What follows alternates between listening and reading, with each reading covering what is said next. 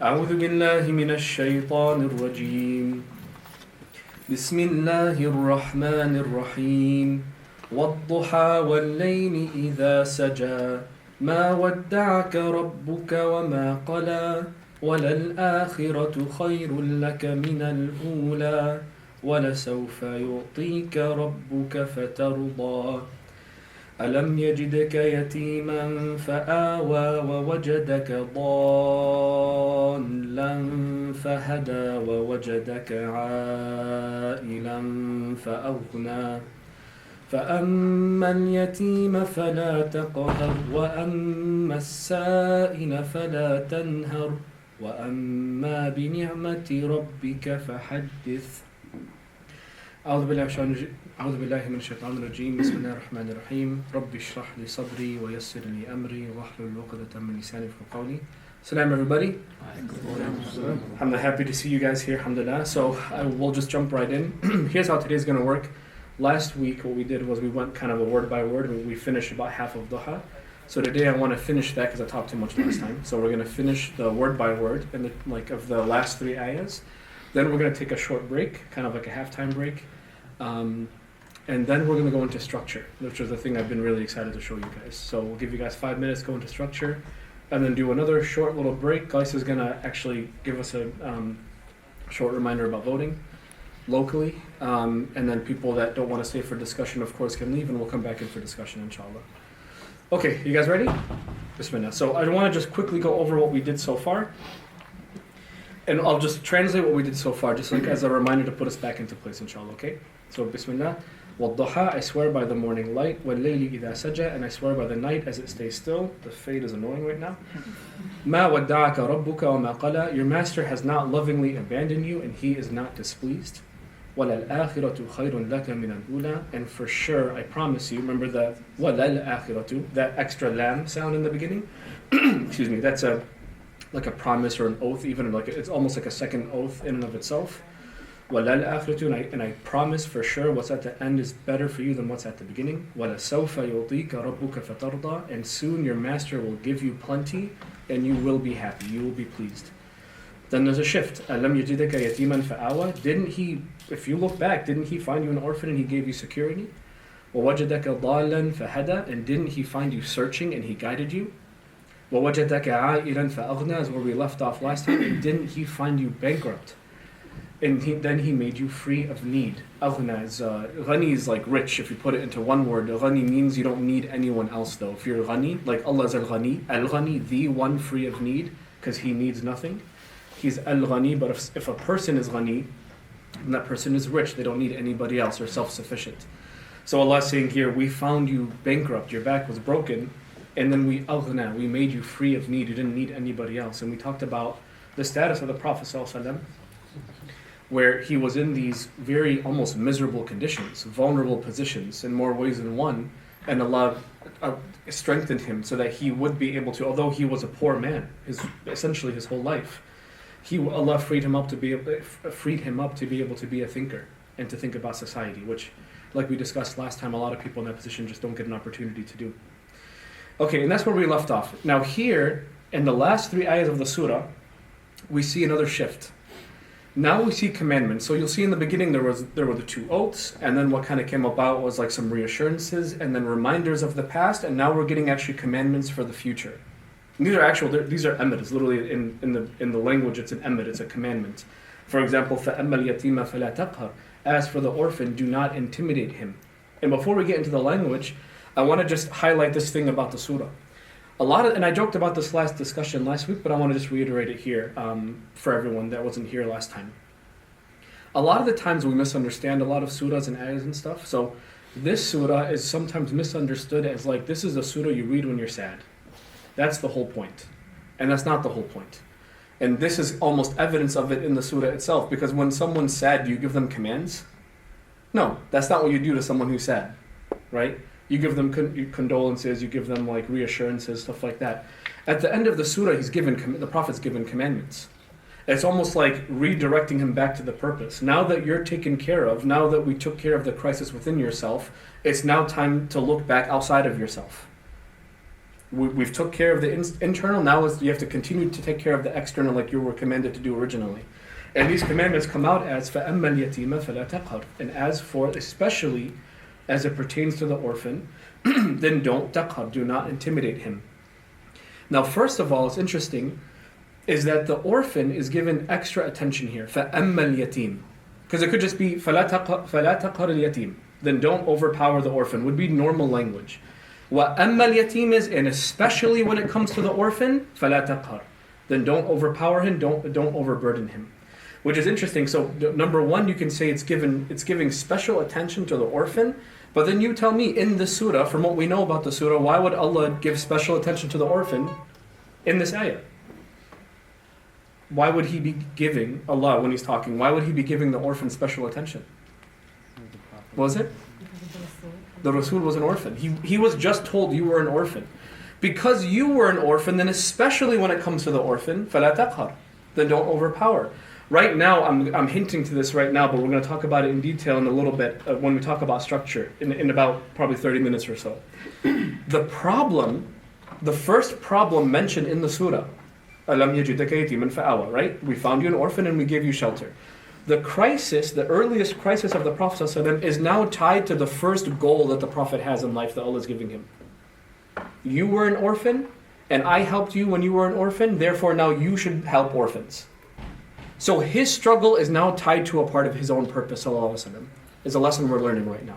Now going into the language, the yatim, of course, we talked about last time when we talked about it in regards to the Prophet, but this is, you can argue there's no more vulnerable position to have in society. So Allah is commanding him, as for the most vulnerable in society, you can even think about it like that.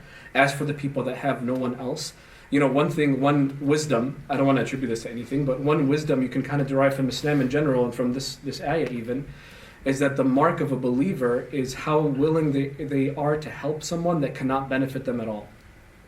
So I'll repeat that. The mark of a believer, the mark of a good believer, is their motivation to help someone that cannot benefit them at all. Like the believer sees a plant that's dying, the plant can't do anything. Maybe he doesn't even own the plant, and he goes out of his way to water the plant. The believer is walking on the sidewalk and they see ants on the ground. Like literally, the ants can't do anything for that person. And you step over them. There's no reason to kill them. You redirect yourself. Ya Allah, there's no reason for me to harm. Even though they can't help me, it's not about that. It's not about me getting anything out of it. And the yatim is the ultimate lesson in this, that you help someone that will literally probably never be able to return the favor. Even a little bit. Aside from maybe a thank you. Maybe. If they get what's happening. So it's just a mark of a good person in Islam, is to help those who literally could never return the favor. But then there comes this word, فَلَا تَقْهَرْ, then don't overpower. Qahar is Qahar is used when you have, like Allah is Al-Qahar, for example. He has power over literally everyone and leverages that power as He sees fit.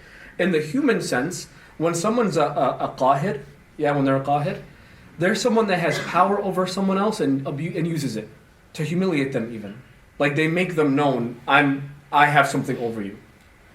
They might help them even, but they make it known, they kind of jab them a little bit, like they humiliate them and let them know that I have more power, more wealth or whatever than over you. And Allah is saying, do not leave the orphan in a position where they even feel overpowered. Do not allow them to feel overwhelmed. Do not force them around. Do not think that you're helping them gives you any sense of ownership over their well-being. Do not think that when you give them that they now owe you something. فَلَا تَقْهَرْ. Do not do that. To make them even feel worthless, because obviously when someone's in that position, how do they feel? They feel like I can't do anything anyway, and this person's giving me food, so what am I supposed to do? فَلَا تَقْهَرْ. This is a thought of mine, so I don't want to attribute this to any like tafsir or anything like that, but a thought of mine about this it really could have just been, so help the orphan. That could have been the commandment. Therefore, feed the orphan. Right? And I feel like when Allah, a thought of mine at least, when Allah gives us this commandment in this way, فَأَمَّا الْيَتِيمَ فَلَا تَقْهَرْ, is it possible that you help out an orphan and also make them feel undervalued? Is that possible? Is it possible that you help a poor person but then also make them feel like as if that they're lower than you? Remember YouTubers when they used to do that stupid This was like what, 10, 15, this is like old YouTube now. But remember YouTubers when they still do it? Yeah, on TikTok and Instagram. Where they film themselves giving to the poor? Yeah. Dude, listen, I remember, this was like, they were bagged on for this like back in like the 2010s, I feel like. 2015, back when I was in freaking college, dude. But listen, there was this one video I remember where this guy, and they'll do like black and white, you know, and they'll cut it up. Right, and then in the arms of the angels, like in the background, like some sort of like really nice song, and this guy's handing out food, and this, wallahi, I swear, this isn't a prank. This is like an actual. He actually meant to make himself look good. I want to make that clear because what I'm about to tell you makes it look like it's a joke. He tried to make himself look good, and he's throwing food at people, and he looks visibly angry. He's like angry at the people because they're rushing to get the food. At one point, I swear to God, one of them, he's handing him, like the poor person, money, and the poor person accidentally, like imagine like in Chicago, we see people on the street all the time, and he accidentally brushed fingers with the YouTuber, and the guy's like this. And you laugh, but wallahi, we should actually be revolted before we think it's funny. It is hilarious, but that's a revolting attitude to have towards the poor. Did he help the poor though? Did the guy help the poor? Technically he did. But that's not فَلَا تَقْهَرْ. That's not good enough. That's not what this ayah is telling the Prophet to do, sallallahu alaihi wasallam.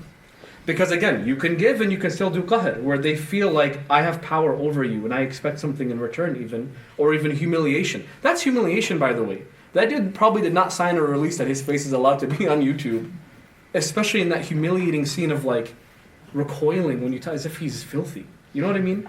That's not good enough. That doesn't match the spirit of this ayah.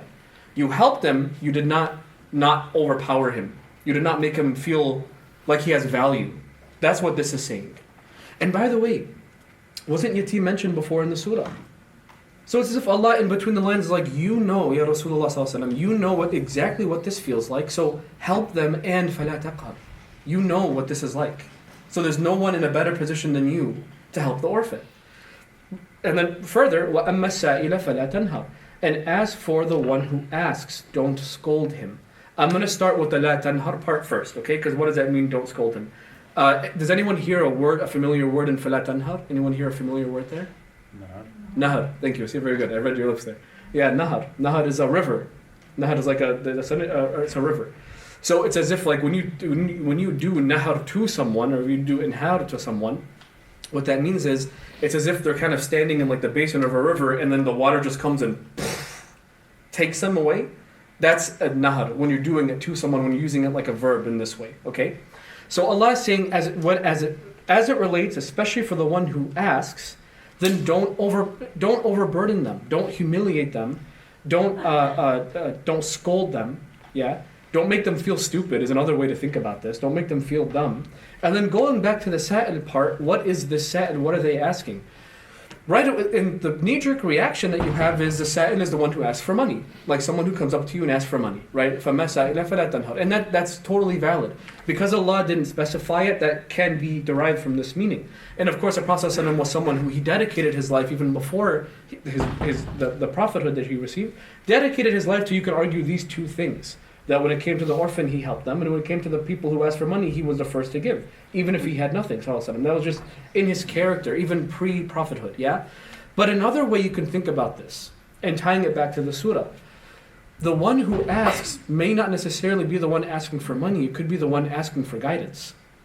It could be the one asking for, Ya Rasulullah, I want to hear, tell me the message.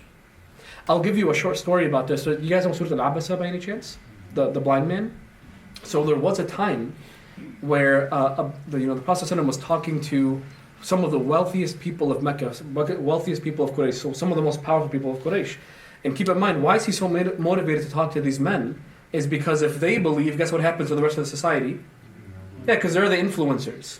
You know, if everyone follows them on Instagram, so if they start believing, everyone's going to start believing. You know what I mean? That's kind of how this works. So he's giving so much effort to talk to them. All of a sudden, guess who comes? Is Jabali, can you remind me the name? You don't? Oh no. Okay, I forgot to write it down too. Anyway, this blind Sahabi. So he's been blind his whole life. He comes to the Prophet and he's blind, so he doesn't see that there's a conversation happening, and he interrupts the conversation while the Prophet's talking.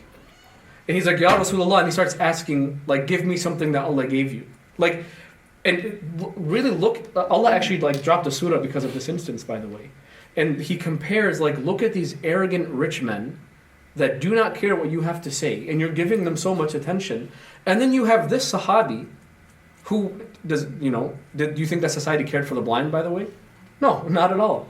This Sahabi came along, and people would if any other human being were to weigh who deserves the time of the Prophet, they would say definitely the rich men, because if they believe, then everyone else will believe. And Allah's like, no. You do not ignore my slave that wants to hear from my Prophet for anybody else. So it's as if Allah actually tipped the scale towards the blind man's favor. He's the one that's worth your time. He's the one that should get your attention. وَأَمَّا السَّائِلَ فَلَا تَنْهَرْ.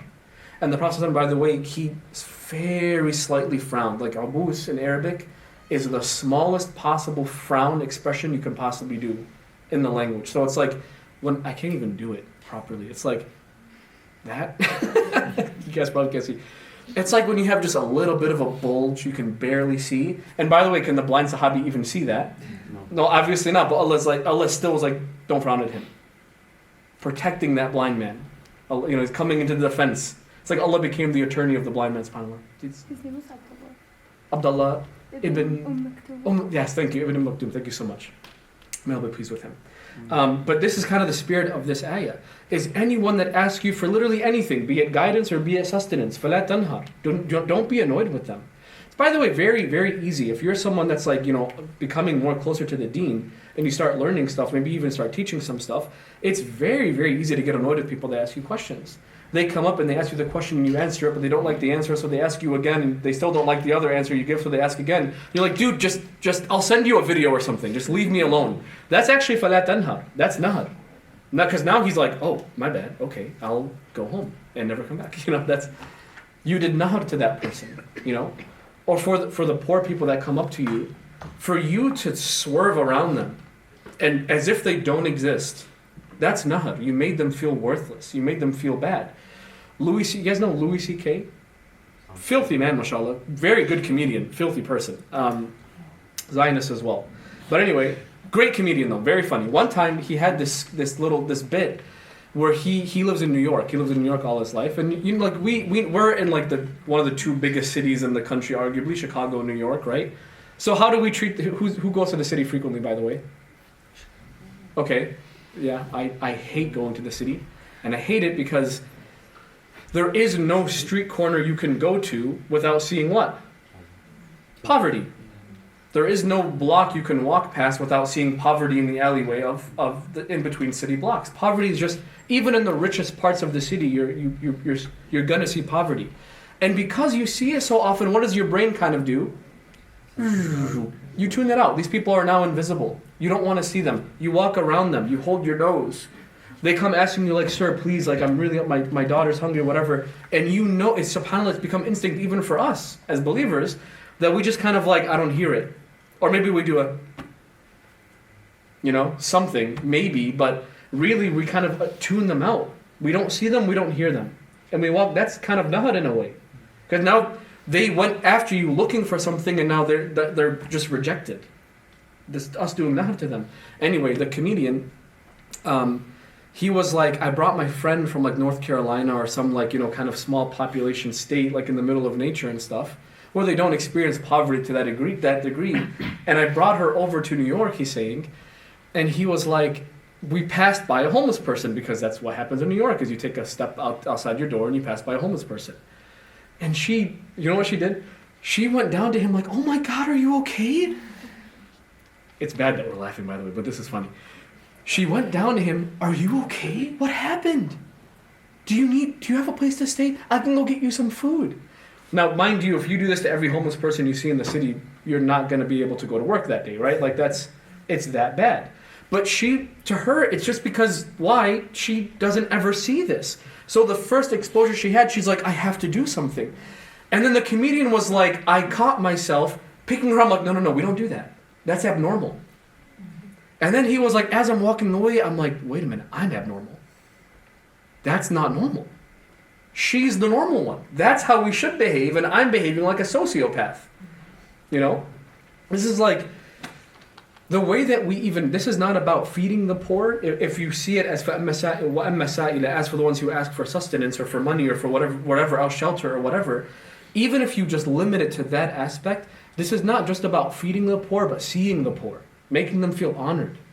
That when you give them, you give them in a way that's honorable, that you speak to them. I'm really sorry you're going through this. You know? Like I was talking to a homeless man, I couldn't even understand what he was saying, his teeth were all gone, but there was a certain point where like he's in the rain, so I gave him something, I was passing by him anyway, and I gave him something, and he was like, big smile on his face, he's like, oh, bro. I couldn't understand, well, he's like toothless, like I you know, obviously can't go get care. So I can't understand what he's saying, but he's like pointing up and smiling. And at one point I heard God, and he's just pointing up. But that interaction is kind of what the guidance is here. That you make them feel like a person, like you stopped, you got out of the car and you talked to them. I'm sorry you're going through this. By the way, did the Prophet go through a point where he himself was broke or he himself was looking for guidance? Yeah, he was. So Allah's saying, you know what that feels like. When people ask you questions and they're insistent, be patient with them. When people come asking you because they're in poverty, be patient with them. They might annoy you. By the way, orphans can be annoying. I'll say it. They can be annoying. That sounds really bad, but like they can be annoying. Like I went to Mecca and we went to like Ghar Hira where you climb above the whatever. It is a tragedy, by the way, that the birthplace of the Prophet ﷺ is full of orphans. It's a tragedy and a failure on our part, by the way, I have to say. Orphans. Structure in Quran is a really, really exciting, amazing conversation to have. And I feel like I want this to become common knowledge with people. Not just like, I guess it's more so the way that Allah organizes an argument and organizes a surah. We don't really think of it like that. You know, it's almost thinking of a surah as if you're thinking of a building or a garden or something.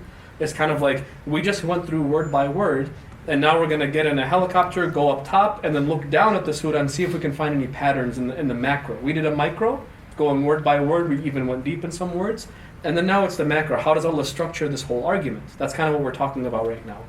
But I want to make just a comment on structure in general in the Quran first, and then we'll go into duha specifically. Does that make sense?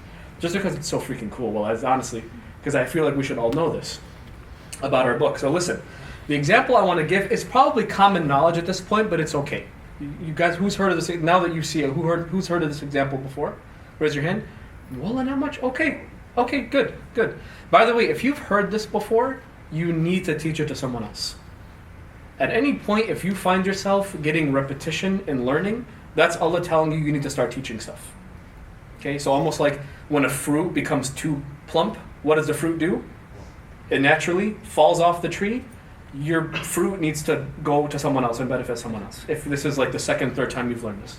Okay, does that make sense? Anyway, so I want to give you a quick, inshallah, hopefully quick example of structure in the Quran, and we'll go to and apply it to duha. Okay, so Ayatul Kursi. Who's familiar with Ayatul Kursi in here? Allahu la ilaha illa huwa al-hayyul qayyum la ta'khudhuhu. It's one of the most famous ayat of Quran because it's dedicated solely to Allah. Okay. So I want to put it in front of you. It's one ayah, by the way, just to reiterate, it's one ayah from the book, but it's multiple sentences. It's 9 sentences. Okay, so I'm just going to put it in front of you. Allahu la ilaha illahu, God, there is nothing worthy of worship except illahu al-hayyul qayyum, the living, the maintainer of existence. La ta'khudhuhu sinatun wa la nawm, neither drowsiness nor sleep overtakes him. Lahu ma fi samawati wa ma fil ard. For him exclusively is whatever's in the heavens, whatever's in the earth. Man dhal ladhi yashfa'u 'indahu illa bi'idhni.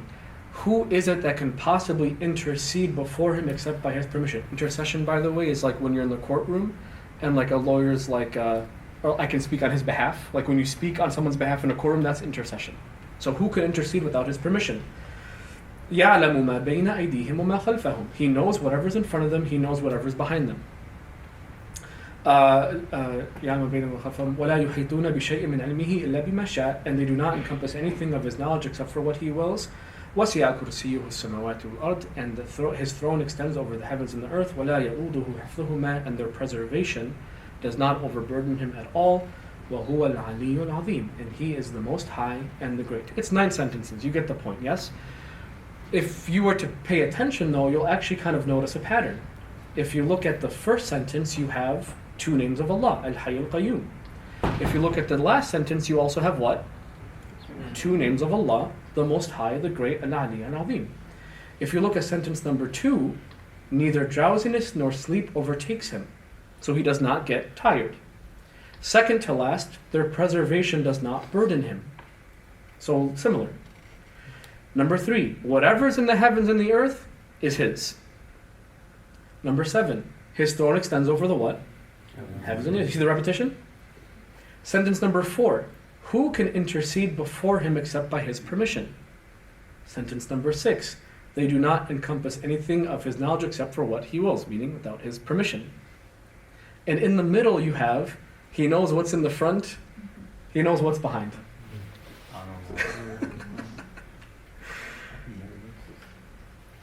Crazy.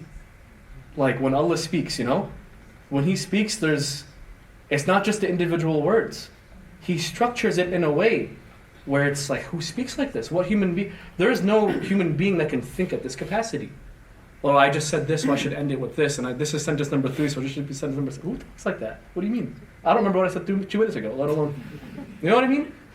People don't think like this. I just want to color code it, so in case you wanted like extra, I guess like visual help. This is how Allah structures Quran though.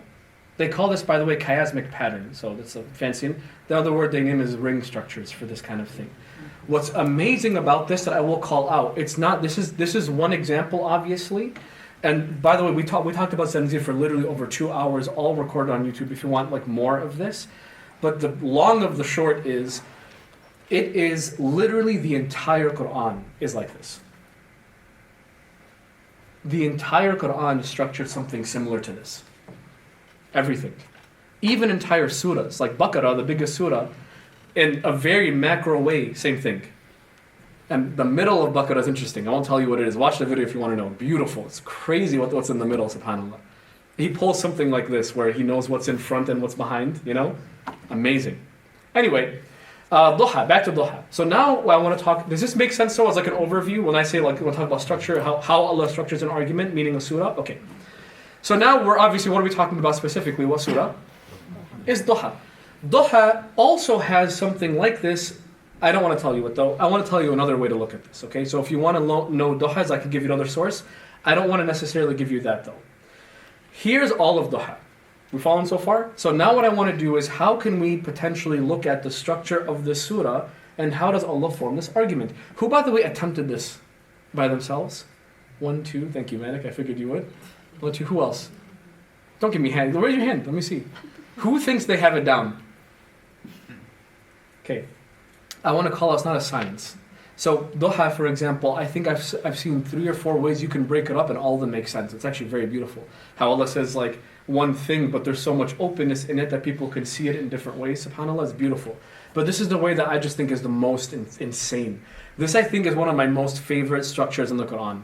It's not necessarily ring like we saw how like A, B, B, but that you'll see for yourself. Okay, so from the beginning we have Duha wa layli idha saja. We can kind of group those two together. They're both oaths. Allah swearing by the morning light, He's swearing by the night as it stays still. And then you have 9 other ayats. You following so far? So far, what did I just kind of highlight? Are the oaths. It's kind of like you can say, we'll call it section 1. Okay? Then you have مَا وَدَّعَكَ رَبُّكَ وَمَا قَلَى وَلَلْآخِرَةُ. And this is all, by the way, these next 3 all have strong language. مَا وَدَّعَكَ. He did not abandon you whatsoever. وَلَلْآخِرَةُ. And I swear whatever is after us is better than what's before. وَلَسَوْفَ يُعْطِيكَ. And I swear I'm going to give you. All of these, you can kind of group them as the purpose of them is to reassure the Prophet. You see that? You guys following so far? They're all reassurance. I promise you what's coming it's better than what's happened so far. I promise I'm going to give you sooner. I promise you're going to be happy. I promise I didn't leave you. All of these is loving reconciliation with the Prophet. Not reconciliation, loving, what's the word? Reassurance. Yeah, as I literally just said it. Loving reassurance for the Prophet. Okay? Then the language kind of becomes actually more clear. You have alam yajidaka wa wajadaka. Didn't I find you an orphan? Didn't I find you searching? Didn't I find you a'il? I found you bankrupt. So you see how we're grouping those together now, right? Because they even sound similar. Alam yajidaka yatiman fa'awa wa wajadaka dalan fahada wa wajadaka a'ilan fa'aghna. And the meanings are all kind of the same. And then the last 3 are also grouped because they're all what? Commandments. فَأَمَّا الْيَتِيمَ فَلَا تَقْهَرْ. Don't overburden the orphan. وَأَمَّا السَّائِلَ فَلَا تَنْهَرْ Then don't scold the one who asks. وَأَمَّا بِنِعْمَةِ رَبِّكَ فَحَدِّثْ And as for the ni'mah that your master gave you, the favor your master gave you, then talk about it. These are all commands. SubhanAllah, you see it? You have this grouping. Now, in the first part, like I said, is kind of just olds, yes? You can think of group number 2 as Allah taking care of the Prophet in the present. Right? It's like you feel this intense sadness and anxiety right now. Here are things I'll tell you that'll get rid of that sadness and replace it with hope. You see that so far? The next group, so group number 3, didn't I find you an orphan? Didn't I find you searching? That is all reminders of the way Allah took care of him when? In the past. And then this last group, group number 4, is all commandments that he should do in the what? Damn. You know a way you can think about this? I swear by the morning light, and I swear by the night as it stays still, I am taking care of you. I've been taking care of you. So fulfill your purpose and care for others. Beautiful, man. SubhanAllah. There's 3 layers to this, okay? So this is layer number 1. We're not done yet. This is kind of layer 1 so far, okay? You see like the present, past, and future? This is beautiful. And I have more to say. We'll talk about it a little bit. Okay. What did Allah swear by? Because this is the argument you can argue. The present, past, and future is the actual argument, the body of the surah. What's the intro? What's the oath that he took? وَالضُّحَى وَاللَّيْلِ إِذَا سَجَى I swear by the morning light, I swear by the night as it stays still. So if you kind of think of these as like passages of time, present, past, and future, Allah in the beginning swore by the things that were used to measure time and then gave arguments of the present, the past, and the future. It's as if to say, do not use your current place and how you feel right now in time to judge your present, past, and future. Duha is going to come, Layli Idha Sajja is going to come, you're going to see light, you're going to see the depths of the night. It has nothing to do with how I feel about you. I've been taking care of you, so focus up and take care of others. That's the argument. It's crazy argument, subhanAllah. It's like Allah saying stuff without saying stuff now, you know? When you look back and think about it, subhanAllah. You guys seeing this so far? Okay. This is kind of the second layer. It's like you think of the oaths as everything kind of goes back. Like these kind of 2 things, the sun and the moon, or morning and night, you can say, that we use for passages of time, is the time is kind of the argument for even taking care of the Prophet emotionally. And time is the thing being sworn by, or the things we measure time at least. SubhanAllah. It's just amazing. Okay. What I want to do next, so bring you guys following so far, right? You have the oaths at the top, and then you have what's next? I'm taking care of you, so what is that, present, past, or future? Present. And then the next section is what? Past. I found you an orphan, I found you whatever. And then the last one is what? Future. Okay, good. What I tried to do, this is totally me right now, just so I don't want to attribute anything to Allah that isn't to Him. So, and anything good here is from Him and anything bad is from me. So I want to just call this out from the beginning. But what I tried to do is organize and summarize even the arguments of duha and the message of duha in a way that flows really well in English. That's what I'm going to show you right now, okay? So here's one way you can think about it. And this is where I want to give you more benefit that we get out of the structure, okay? Probably at the end I'll do that, okay. I use and again, this is not a translation, yes? I want to be very clear. This is not a translation. This is like summary. Like if I were to put it in other words, this is kind of how I would do it personally, okay? Allah is sort of saying, I use the soothing morning light and the stillest part of the night as evidence. Where do I get that from, by the way, as evidence? They're oaths. In oaths, you can think of it as like, not just I swear by the morning light, but this is actually evidence of the thing I'm about to say. Okay. So I use the soothing morning light and the stillest part of the night as evidence that your loving master has not left you and will continue to take care of you despite your current state, meaning despite how you feel right now. Don't use how you feel right now to judge how Allah feels about you, is kind of the first message.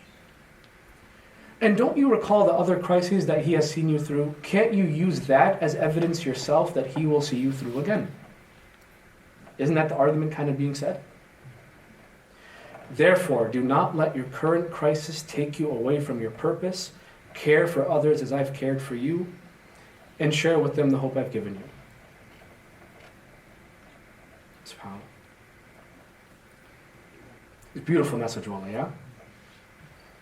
So, and what I want to do is let's talk about this now. How do we use this for ourselves? Let's go back to even the title of this whole thing is healing in the Quran, right? So how do we use this for ourselves, right? We talked about in the beginning that although this is the Prophet primarily being talked to, sallallahu alaihi wasallam, when he learns a lesson, who also learns a lesson secondarily?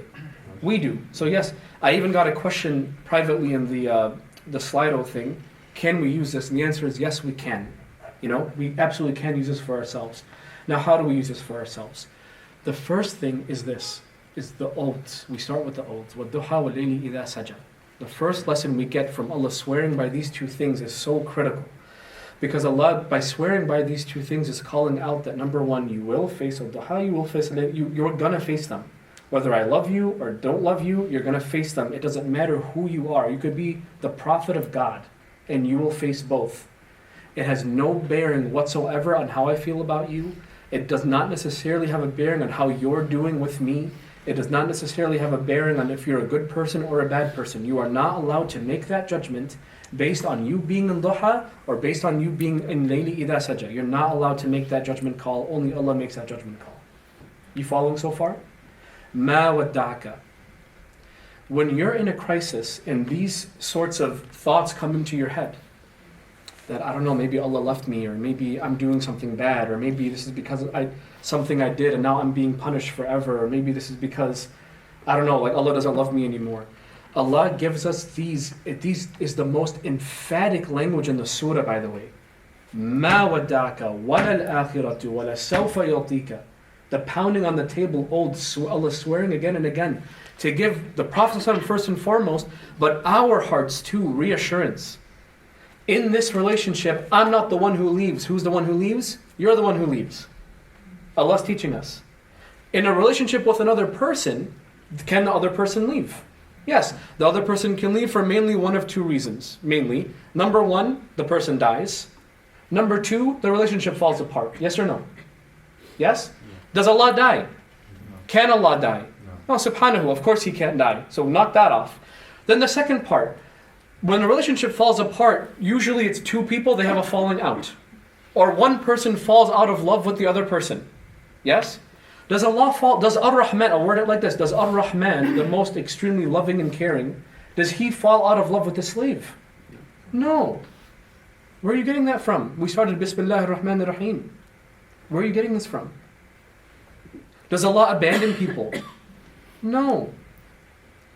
This is almost like, don't you know who I am? Why do you even think for a second I would leave you? مَا وَدَّعَكَ رَبُّكَ. Again, I'll remind you of Rabb, like you're loving the one that takes care of you, that nurtures you, that grows you, that ensures that you're going the right way. That Rabb is taking care of you. He's not left you. He's not displeased with you. Don't think like that. This beautiful reassurance. In that relationship between us and Allah, who's the one that walks away? We do. I do. You do. I walk away. You walk away. Allah does not walk away. There is no instance where Allah in this world walks away from you. That does not happen.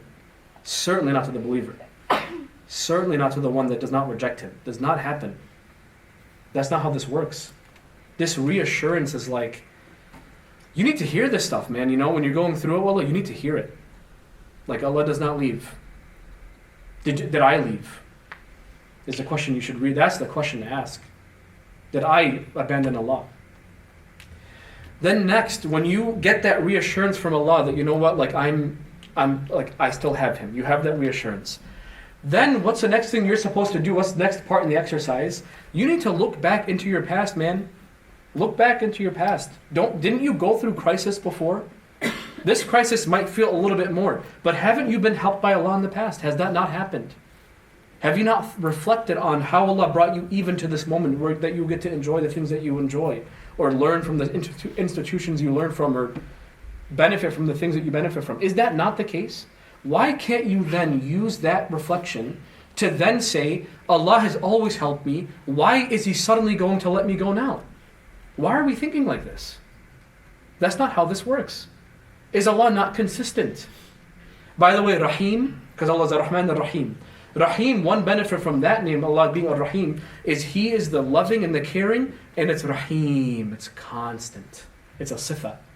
A sifa, a description, what's this bad word? A sifa, it's a type of word in Arabic. It's a constant, always has been, always will be. He's Rahim. You're the one that's inconsistent, dude, not him. Look back in the past, you should be able to determine something for your present. And then, because I told you before, this surah is not just something you post on Facebook because you feel sad and then everyone's like, oh, are you doing okay? And then you ignore them because it gets you more attention. That's not how the surah works. It's not just there to make you feel better. It's there to refocus you. It's there to reconnect you to your purpose. And I'll remind you, I'm going to reiterate this. What are the three crises that this surah highlights for the Prophet ﷺ? What are they? Number one is what? You were an orphan. Number two is what? You were searching. You didn't know what to do, and I guided you. That's what Allah's telling him. And the third thing is what? You were broke. You were bankrupt. You had nothing. And I gave you. By the way, I don't know if I shared this last time. Who was the one that took him in as an orphan? Was his uncle. Who was the one that gave him the guidance? You could argue is Jibreel. You can argue he's the one that delivered Quran technically. Technically, he's the one who delivered directly. Yes, it was. Who was the one that took him out of poverty? Was Khadija. But Allah is now reforming this to like, I know you saw Abu Talib and you saw Jibreel and you saw Khadija. I was doing that for you. Don't forget that I'm doing this. Your mother's the one that feeds you. Your dad's the one that protects you. Your school's the one that teaches you. Your work is the one that provides for you. And Allah is reminding you in time of crisis, yes, they are doing these things and you should thank them for these things. You should be grateful to them for those things. But don't forget, I'm the source code. I'm doing this for you. When right now you're learning, Allah decided I'm teaching Omar this now. That's Allah deciding that, and I'm just a medium. Don't forget this.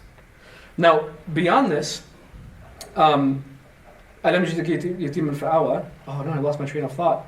What was I saying before that? Remind me. Yes, yeah, I'm sorry. Connecting back to Allah's the one taking credit for these things. Yes? Allah's the one taking credit for these things. And looking back to the past. Oh, but the purpose, sorry, I remember now. What I was trying to get at was this. The three crises that Allah says He helped them with, the orphan, that you were searching, that you were bankrupt, correlate to the three things that He tells them to do, are they not? You were an orphan, so therefore what? Help the orphan. You were searching, so therefore what? When someone is searching and goes to you, don't scold him. And you were given by me, I made you free of need, so share that I made you free of need. The commandment is actually correlated, subhanAllah, it's correlated with the thing that He's told, the crisis that He was helped with. Meaning this, when you go through a crisis, that is actually an indication Allah pushing you towards, this is actually molding you to your purpose. If you were someone suffering from poverty, and Allah helped you from that, guess what your purpose in life should now be? At least in part, I need to teach people how to leave poverty. If you were someone that you were struggling in your marriage, and alhamdulillah, you figured it out, guess what you should do? When someone's obviously struggling, and it's obvious when someone's struggling with their marriage, by the way, it's very obvious. The weight gain is a sign. That's why people get fat after they get married. It's not because they're happy. It's because things are bad. No, I'm joking. I'm half joking. But someone gains weight and you're like, hey man, you good? You good? I've been there and I know things are tough. If you need anything, you call me. Meaning, Allah is teaching us here that the crisis you go through is actually an indication that you should, when Allah helps you from that crisis, while you're grateful through that crisis, it's an indication of what you're supposed to be doing as your purpose afterwards when you leave that crisis. Someone struggled in their marriage, they help someone else struggling with their marriage. Someone dealt with, I don't have any children, they help people who also don't have any children. Someone dealt with poverty, or they dealt with being lost, or they dealt with an intellectual problem that they weren't able to overcome. Some philosophical Islamic thing that bothered them, that kept them up at night, they share it with someone else. When Allah gives you a crisis, He gives you that crisis for a reason. You know Musa alayhi salam? 40 years old when he was given prophethood. You know when he went up to that, you know that story, he went up to the mountain, Allah talked to him. It's a famous story, you know that story. Okay. You know one thing that Allah did in that conversation with Musa alayhi salam? He listed all the things that he went through. You killed someone, and you were homeless, and your mother was scared for you, and I protected you from the Pharaoh. It's actually a lot like this when you think about it. I did this, and I did this, and you did that, and I helped you, and you were searching, blah, blah, blah. And you know what he said at the end of that monologue? فَجِئْتَ عَلَى قَدْرٍ يَا Musa. You came right on time. وَاصْطَنَعْتُكَ لِنَفْسِي, he also says, and I built you for myself. These crises we go through is actually Allah what? Building us. They're building us. It's kind of like that seed. It gets drowned in water and it's suffocating, thinking, oh my God, what's happening? I need to leave. I don't want this water. But in reality, what's the water doing? It penetrates the heart, it bursts, and it becomes a plant, a flower, a tree even. SubhanAllah. That's what crisis is. It's shifting what we think of what crisis is. This is emotional regulation to the max, SubhanAllah, really, when you think about it. I'll remind you, I'm going over, but I don't care. I'll remind you, every prophet's story, nearly every prophet's story that we have in the book, nearly every prophet's story has some motif of darkness. Yusuf alayhi salam was thrown into the well. Yunus alayhi salam was swallowed by the whale, went underwater. Musa alayhi salam was lost in the desert until he saw fire in the distance. The Prophet ﷺ went up to the cave where obviously it's what? It's dark, there's no city lights. Darkness and darkness and darkness and darkness. And in all of these, as soon as it gets the most dark, what happens? Revelation, light, nur. Nurun min Allah. Nur comes. Yusuf's in the well, and that's when he gets revelation. You are going to tell your brothers exactly what they did. وَهُمْ لَا يَشْعُرُونَ. And they're not going to even know it's you. Yunus was given special reminder of Allah. Musa alayhi salam, he goes to get guidance for his family like a fire so they can travel the desert. He doesn't even know the guidance he's about to get. He gets guidance all right. You know? The Prophet ﷺ is in the darkness of the cave, and that's when Nur comes. But for you and I, that's when Nur comes. When we're in that crisis, that's when Nur comes. If you just relax, man, just مَا وَدَّعَكَ رَبُّكَ مَا وَدَّعَكَ رَبُّكِ even. Just relax a little bit. You're good. You're being taken care of. You're being molded even. You don't even see it yet. You're being molded. That's what this is, subhanAllah. Beautiful, man. But see how it's so terrible to be like, this is a surah that helps me when I'm sad. Yes, but it's not just that. It redirects you to your purpose. Now that I took care of you, remember your purpose. Your purpose actually becomes a part of your crisis. It's Allah guiding you what you should be doing in life, subhanAllah. It's beautiful, subhanAllah. Remember I told you there's 3 layers and I gave you 2? It's about to get crazy, man. Check this out. All right. Remember though, part 1 was oaths. Part 2 was what? Present. Malik, come on, you know this. Part 3 was what? Past. That last part is what? Future. I'm not going to write that anymore, so you have to remember that now. Okay. Check this out, dude. So oaths are oaths. Leave the oaths by themselves. Imagine the oath is almost like circulating the surah if you want, whatever. The oaths are it's separate from that, okay? We'll call this, just for the sake of brevity, yes? We'll call this section 1. Oaths is the oath section, okay? Ignore that. Section 1 is مَا وَدَّعَكَ. Section 2 is أَلَمْ يَجِدَكَ. Section 3 فَأَمَّا الْيَتِيمِ. So ready? Everyone, what's section 2? أَلَمْ يَجِدَكَ. This one's section 2. Okay, thank you. All right. What is the first ayah in section 1? مَا وَدَّعَكَ رَبُّكَ. Your Lord has not abandoned you. Your loving Master has not abandoned you. He is not displeased. What is the first ayah in section 2? Speaking of not being abandoned, weren't you abandoned when you were little? And I gave you shelter? What is the first ayah of section 3? And because I gave you shelter, then as for the orphan, don't overpower him. Okay. This, by the way, Sheikh Kifat taught me this. May Allah word. So I just want to comment on it. Okay. Yes, give credit. Section 1, what's the second sentence? Yeah. What's at the end is better for you than what's at the beginning. Speaking of al-akhirah, وَوَجَدَكَ ضَالًا فَهَدَى. We found you searching and we guided you. Little like akhirah motif and guidance. SubhanAllah. Second sentence of the third section is what? So as for the one who's also searching for guidance, فَلَا تَنْهَرْ. Akhirah is better for you? Guidance? Guidance. Third, obviously you get the pattern now, but or I hope. The last, or the third, I'm losing it now. The third sentence of section 1 is what? وَلَسَوْفَ يُعْطِيكَ رَبُّكَ فَتَرْضَى. Your master will soon give you and you will be pleased. The last sentence of section 2, he found you bankrupt. And he gave you, you can think, And last sentence of section 3, And as for the favors, meaning as for the things I gave you, then talk about them. So you have the odes, and you have ayah number 3 tying to ayah number 6, tying to ayah number 9, and 4 to 7 to 10, and 5 to 8 to 11.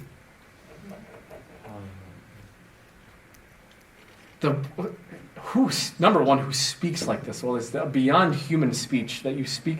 I should do this with that section 1. The first one deals with this first sentence section. Who thinks like this, subhanAllah? It's beautiful. You see how I was excited about this, by the way? This is why I was excited about it, dude. This is amazing. This is when Allah speaks, wallahi. But I want to call out, it's not just the beauty and the beauty. It's not just the form, it's the function. It's a surah that can rip you out of crisis, bring you back to reality, redirect you to your purpose. And it's done in a way that is just absolutely inhumanly beautiful. SubhanAllah. You guys see it too, yes? Beautiful stuff. Anyway, that's duha. That's duha. I'm not going to tell you yet. Next week is going to be special, inshallah. It's going to be a little bit different. It's going to tie to the themes of duha without, it's not going to be directly from the surah itself.